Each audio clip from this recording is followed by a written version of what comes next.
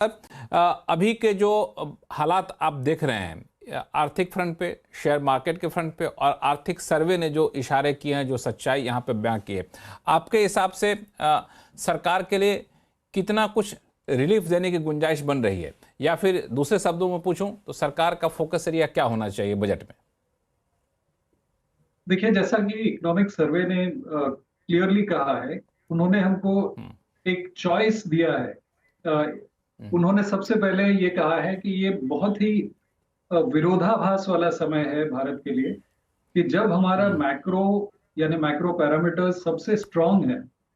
उन्होंने इसको हम्म, paradox of 2025 कहा है, कि जब हम्म, हमारा जीडीपी ग्रोथ 8% के आसपास है, हम्म, जब हम्म, इन्फ्लेशन लगभग जीरो के पास है, करंट अकाउंट हम्म, डेफिसिट 1% या उसके आसपास है, और हमको हम्म, अपग्रेड्स मिले हैं रेटिंग्स में, फिस्कल हम्म, कंसोलिडेशन हो रहा है, ऐसे समय में रुपए का हम्म, गिरना 6-7% पिछले 12 महीनों में, ये एक बहुत बड़ा विरोधाभास है। और ये दर्शाता है कि जो भी फिस्कल पॉलिसी में, बजट में जो भी हम नीतियां जिनके ऊपर गौर करेंगे, वो बेसिकली हम्म, हमें ये मोमेंटम कंटिन्यू करने के लिए और इकोनॉमिक ग्रोथ के रेजिलियंस के लिए क्या जरूरी है, वो हमें तय हम्म, करना होगा, हमें उस पर काम करना होगा।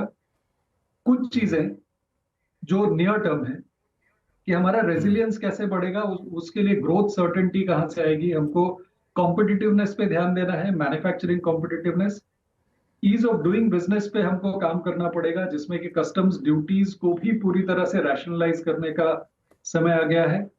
दूसरा, हमको ये विश्वास दिलाना होगा इन्वेस्टर्स को और बाजार को, कि जो हम्म, फिस्कल कंसोलिडेशन पाथ पर हम रहे हैं पिछले 4-5 साल से, उसको हम्म, हम अबैंडन नहीं कर रहे हैं। हम डेट टू जीडीपी की तरफ जा रहे हैं एज अ मेट्रिक, पर हम हम्म, कंसोलिडेशन को अबैंडन नहीं कर रहे हैं एज अ पॉलिसी। तो मेरे ख्याल से वो, हम्म, उसको रिआइटरेट करना और उसको ठीक से कम्युनिकेट करना बहुत जरूरी है, बॉन्ड मार्केट्स के लिए, इक्विटी मार्केट्स के लिए, हम्म, इन्वेस्टर्स के लिए। हम्म, अ, हम्म, तीसरी बात के, एक्सपोर्ट्स को हम किस तरह से, हमारी जो इस इकोनॉमिक सर्वे में जो एक बड़ी बात कही गई है, जो कि हम्म, बहुत ही बड़ी बात है, मैंने ऐसा पिछले 20-25 सालों में नहीं सुना है, कि करंट अकाउंट डेफिसिट वाले देश का आर्थिक हम्म, सलाहकार यदि ये कहता है कि हमको सरप्लस की तरफ जाना चाहिए, तो हम करंट अकाउंट डेफिसिट इकोनॉमी है, लेकिन हमको ट्रेड सरप्लस इकोनॉमी बनना है, उसकी ओर मूव करना है। और ये तभी हम्म, पॉसिबल होगा जब हम एक्सपोर्ट्स, मैन्युफैक्चरिंग हम्म, और कॉम्पिटिटिवनेस पे ध्यान दें। तो मेरी ये उम्मीद है कि माननीय वित्त मंत्री इन तीनों हम्म, चीजों पर काम करेंगी। और मुझे नहीं लगता कि हम्म, ये समय है कि हम और ज्यादा, ना ही फिस्कल पॉलिसी में इतना स्पेस बचा है कि बहुत ज्यादा टैक्स रिलीफ दे सकें इंडिविजुअल्स को हम्म, या फिर सेक्टर्स को। हमने इनकम टैक्स में रिलीफ सेक्टर को। देखा, जीएसटी में रिलीफ देखा। मुझे नहीं बिल्कुल। लगता है कि हम्म, बहुत ज्यादा गुंजाइश है इन सब चीजों की। गुंजाइश यहाँ पे कोई जो सबसे टैक्स जरूरी है वो इंसेंटिव है देने हमारे की, रेजिलियंस पे काम करने की। रेजिलेंस पे काम करने की सबसे ज़रूरत है। अनु सिंघल सर, बजट से पहले बहुत सारे लोगों की उम्मीदें हैं, अपेक्षाएं भी हैं, जैसा कि सच्चिदानंद शुक्ला साहब कह भी रहे थे। तो अगर मैं आपसे पूछूं कि ये उम्मीदों को बाजार ने क्या कहा जाए, माना जाए कि प्राइसिंग कर लिया है, क्योंकि बजट से ठीक पहले जिस तरीके से बाजार का जोश ठंडा पड़ा हुआ है, या फिर कुछ ऐसा सरप्राइज आया कि फिर बाजार यहां से उठना शुरू करेगा? प्राइस इन तो मार्केट कुछ भी नहीं करता है लक्ष्मण जी, जब तक वो आ ना जाए, खासतौर से बजट में। तो इसको अगर मैं पलट दूं सवाल को, तो क्या उम्मीद कर रहा है मार्केट, उसमें नंबर वन होता है हमेशा कैपिटल गेंस में। अगर थोड़ी रियायत मिल जाए तो, या तो long term capital gains tax कम हो जाए, या short term capital gains tax पे कुछ रिलीफ मिल जाए, या एसटीटी अबॉलिश हो जाए। अगर ऐसा कुछ हो जाए तो वो मार्केट के लिए पॉजिटिव होगा।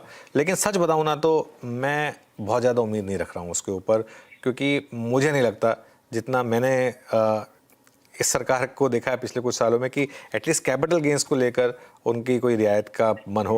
हाँ, ये हो सकता है कि पर्सनल इनकम टैक्स में जो पिछली बार एक बड़ा कट दिया गया था, अगर उसको थोड़ा और एक्सटेंड कर दिया जाए तो कंजम्पशन के लिए एक बूस्ट मिले। वो सरकार का बहुत क्लियर व्यू रहा है, क्योंकि जीएसटी कट भी आपने देखा था। तो अगर वहाँ कुछ आ जाए तो वो पॉजिटिव हो सकता है। हालांकि मुझे भी उम्मीद कम है, लेकिन उम्मीद पर दुनिया टिकी हुई है। ब्रेक पे जाने से पहले सुदीप बंदोपाध्याय जी ने कहा भी था कि शायद ये कट कर दे तो जो निवेशकों को बड़ी राहत मिल जाएगी। सुनील सुब्रमण्यम साहब, आप कितने होपफुल हैं? देखिए, मुश्किल चीज है। मैं अभी डेटा निकाल रहा था और देखा कि लास्ट ईयर, दैट इज 2023-24 का 1 लाख करोड़ के करीब था एलटीसीजी और एसटीसीजी। और इस साल की जो 24-25 की अभी डेटा सामने नहीं आई है, मगर एस्टिमेट्स है कि 1,31,000 करोड़, जो कि पिछले साल 4.9% ऑफ डायरेक्ट टैक्स कलेक्शन था, इस साल 5.7%। तो अब ये एक बहुत मीठी 1,30,000 करोड़ जो पूरा इनकम टैक्स वेवर दिया था, उससे ज्यादा है एलटीसीजी और एसटीसीजी का कलेक्शन। तो इतना आसान नहीं है गवर्नमेंट को 1 लाख करोड़ का इनकम को गिव अप करना। तो मुझे, एंड वो 5% ऑफ डायरेक्ट टैक्स कलेक्शंस है, तो मेरे ख्याल में उसकी होने की उम्मीद शायद कम है। मगर एक चीज उसको सपोर्ट कर सकती है कि जैसे इकोनॉमिस्ट, मेरे दोस्त इकोनॉमिस्ट ने कहा था कि रुपी का वीकनिंग एक बहुत बड़ा मुद्दा बन गया है, और उसका मेन कारण था एफआई का आउटफ्लो। तो normally finance minister capital markets या एफआई उनके तरफ कुछ ध्यान नहीं देती, because economy he main challenge है, मार्केट उतना नहीं। पर इस बार शायद क्योंकि एफआईएस की आउटफ्लो ही रुपी पे दबाव डाल रही है, despite macro economic fundamentals being very solid. तो मेरे ख्याल में वो कुछ चीज शायद एफपीआई के लिए एलटीसीजी हटा सकती है, ताकि वो सेंटिमेंट अगर पॉजिटिव हो जाए तो रुपये में वीकनिंग उतना बहुत कम हो जाएगा। तो ये मेरी बात मानना है कि शायद इस बार मौका है कि एफपीआई की ओर थोड़ा ध्यान दे, क्योंकि उन्होंने ही रुपए का नुकसान किया है, तो उनको थोड़ा खुश करने की कोशिश करे, तो शायद वो एक डिस्कनेक्ट जो है कि नेशन गोइंग स्ट्रांग, रुपी गोइंग वीक, ये बदल जाए। बिकॉज सिंगल बिगेस्ट कारण वही था लास्ट ईयर रुपी का वीकनिंग का। लेकिन अब आपने जो डेटा दिया, उस समय का डेटा दिया था जब बाजार में बहुत तेजी थी। तो जब तेजी थी तो उस वक्त जो है वो पैसे आ रहे थे, लोग अब निकाल के पैसे जा रहे हैं। वो 4% पूरे डायरेक्ट टैक्स से कलेक्शन का आएगा इस बार भी, ये कहना थोड़ा सा मुश्किल होगा। ये देखने वाली चीज़ होगी, लेकिन सरकार के ऊपर है ये तय कैसे करेंगे। सुदीप सर, इसमें अगर मैं थोड़ा सा सवाल को आपको अलग तरीके से पूछूं कि जिस तरीके से बजट से ठीक पहले बाजार में गिरावट देखने को मिली 3 दिन की तेज़ी के बाद, तो बाजार कुछ सेंस कर रहा है क्या कि बहुत कुछ राहत वात नहीं उम्मीद रखनी चाहिए इस मोर्चे पे? लक्ष्मण जी, ये मुद्दे पे आने से पहले 1 मिनट के लिए मैं सुनील साहब का जो पॉइंट है उस पर थोड़ा रिस्पॉन्ड करना चाहता हूँ। उन्होंने भी ये साफ कहा है कि एफपीआई के लिए capital gains, long capital gains tax में राहत शायद फायदे का हो सकता है इकोनॉमी के लिए। अब उन्होंने एक बहुत अच्छा मुद्दा सामने लाया है कि ये जो इतना बड़ा रकम कलेक्ट करते हैं सरकार, वो कहां से आएगा, क्योंकि 1 लाख 1.5 लाख करोड़ बहुत बड़ा अमाउंट है बजट के कॉन्टेक्स्ट में, तो वो पैसा कहां से आएगा। इसका भी बहुत ही अच्छा सोल्यूशन है, और जो कि मुझे लगता है सरकार के तरफ से बजट में करना चाहिए। और आपने पिछली बार मुझे एक चीज पॉइंट आउट करने के लिए बोला था, तो मैंने एक चीज बोला था, अब मैं दूसरा पॉइंट बोल रहा हूं जो मुझे लगता है सरकार को इस बजट में जरूर करना चाहिए। देखिए, पिछले साल कितने आईपीओज आए, और ये आईपीओज में ज्यादातर ऑफर फॉर सेल था।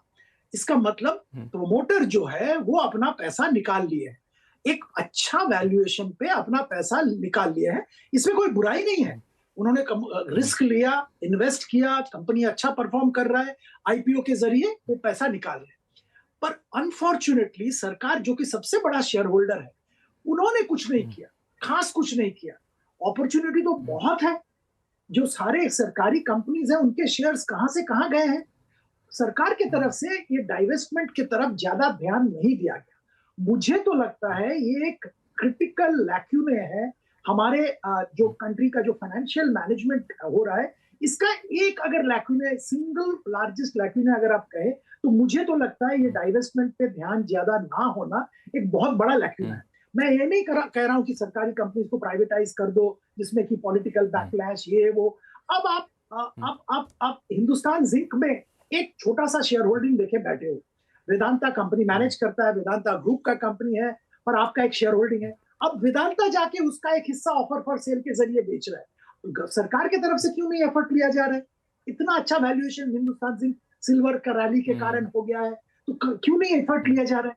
ऐसे मैं आपको मतलब पूरा शाम गिना सकता हूं कितने सरकारी कंपनीज हैं और कितना बड़ा शेयर होल्डिंग सरकार लेके बैठा है, जहां पे थोड़ा थोड़ा डिसइन्वेस्टमेंट करना बहुत ही जरूरी है सरकार के लिए, रकम इकट्ठा करना। देखिए, टैक्सेशन एक लेवल तक आपको ले जा सकता है, पर अगर आप अपना कैपिटल अकाउंट से भी पैसा नहीं निकालोगे, सक्सेसफुल कंपनी में डिसइन्वेस्टमेंट नहीं करोगे, तो क्या फायदा है?